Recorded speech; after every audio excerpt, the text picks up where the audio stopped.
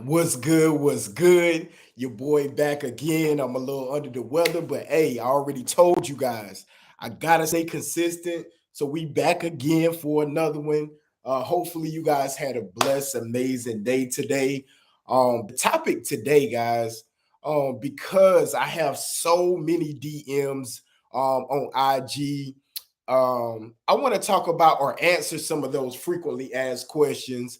And the first one was being, and I can't remember the gentleman's name. I think he may have left a comment on this channel. He was asking, how long does it take to be approved whenever you're trying to get ungated, right? So ungating is a process on Amazon. And you have to go through it. So a lot of the times people see stuff as restricted, and they just don't bother with it, even though it could be a replenishable product that they can continue to sell. They think because they're gated, that means that it's permanent, but that's absolutely not the case. Again, guys, I'm a dinosaur in the business. I've been on Amazon since 2010. And back when we first started, it was no such thing as a restriction, right? All it was is, hey, you list it. It was pretty much like eBay. So if anybody on here or is watching the replay has sold on eBay, drop it down in the comment eBay. Let me know how long you've been on eBay. But eBay, excuse me, eBay is a pretty much platform where they let you list anything besides like loaded guns or anything like that. But it's pretty much whatever you have, you can list it, whether it's buy now or auction. Amazon is a little bit different, right? Amazon at that time, back when I first started, it was the same way. You can list anything. Now they have restricted some of those products and some of those categories. Now, the easy way is just making you jump through a loop. So one thing I know as a entrepreneur, and the more that I network with more successful entrepreneurs, is that the successful entrepreneurs, what makes them successful is that they're willing to do what others aren't. I'm gonna say that again. The reason why they are successful, they're willing to jump through those loops, go around that fence, find a way to get through that wall to be successful. Other people stop. That's the only difference. They stay consistent and they keep pushing through no matter what. Okay. So when you have a restriction, hey, don't let it stop you. Go ahead and go through the process, like I told you guys in the previous video, to get ungated.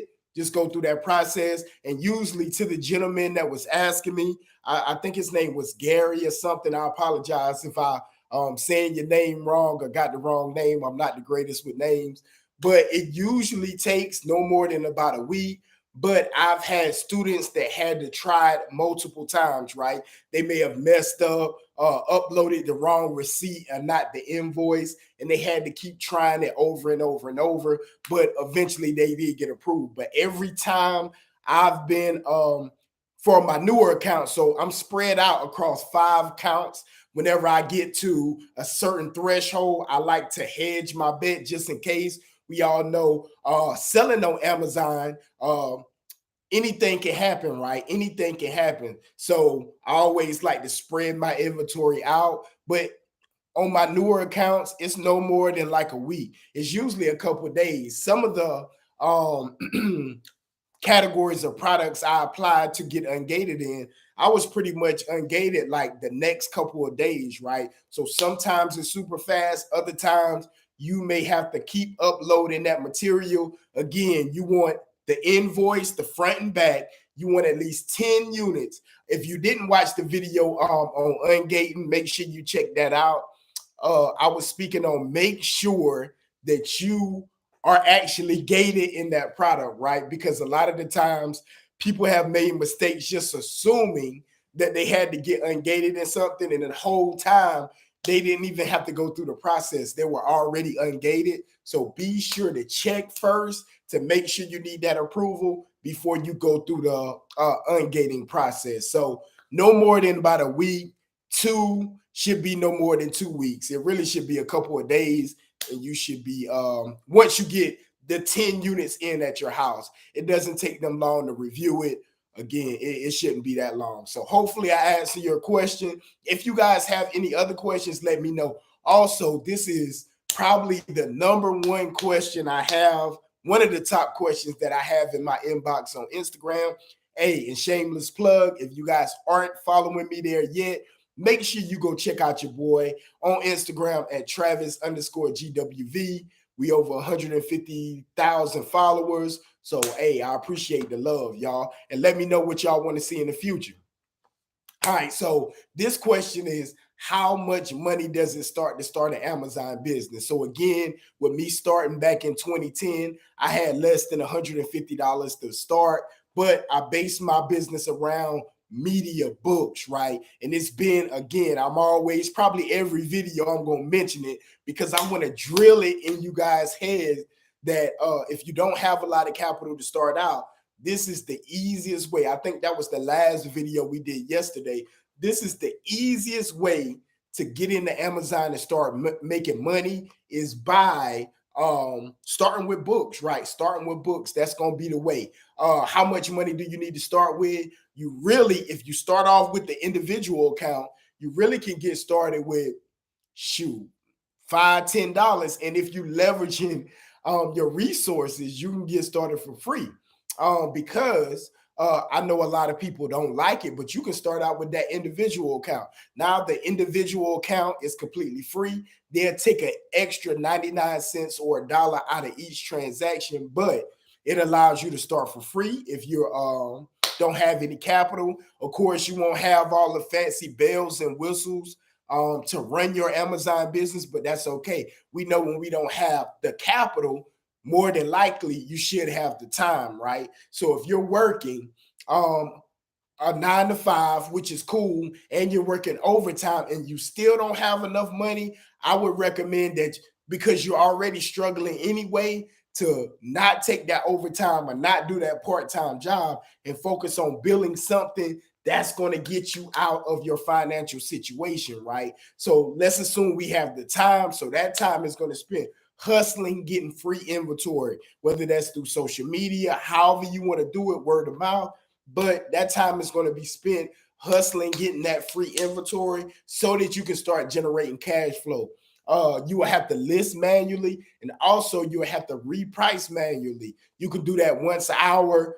Just go into the Amazon app on your phone, readjust the prices just to make sure you're super competitive. I recommend for brand new sellers, if you're brand new to the platform, you don't have any feedback, your only value add, because we must bring value to the marketplace. So if it's other sellers on Amazon, a lot of sellers on the listing, what way can you add value to get your sale? For one, you can make a super descriptive description. You can make sure everything on your particular item, where you're selling books, DVDs, electronics, anything that you're in, make it super descriptive. Also, you got to be one of the lowest prices. So, hey, I would bite the bullet and always be around that low price, no matter what, because that's going to be your value. Why would a customer buy from you and you're brand new? You probably don't, the customer, you putting yourself in the customer shoes. They're like, oh, they probably don't know what they're doing. They're going to mess up my order. So what would make them try you out, right? What would make them try you out?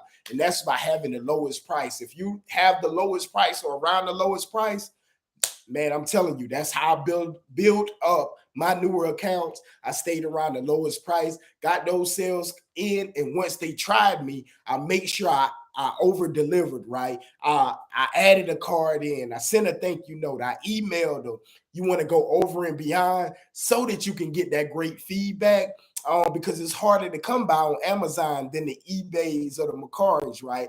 Amazon customers in the e-commerce or resale community, we always say, no news is good news. So if they don't leave a feedback, they're pretty much, how we look at it, they're pretty much happy with the order. But I like to push past it. I like to be in my own lane. And I actually, because I believe and I trust in my customer service and my process and how we're able to ship fast and deliver the orders, I actually reach out, right? And I think that has allowed me to get a higher percent of feedback, right? Most people are like at 1%. I would say my store is anywhere from 5 to 8%. So it's almost 5 to 8 times higher than what a normal Amazon seller store will get. So So let me reel it back in because I will ramble again. You could do it for free, but if you have that capital, let me say it like this: if you do have the capital, you can get the Keeper, the Scout IQs, all these apps, right,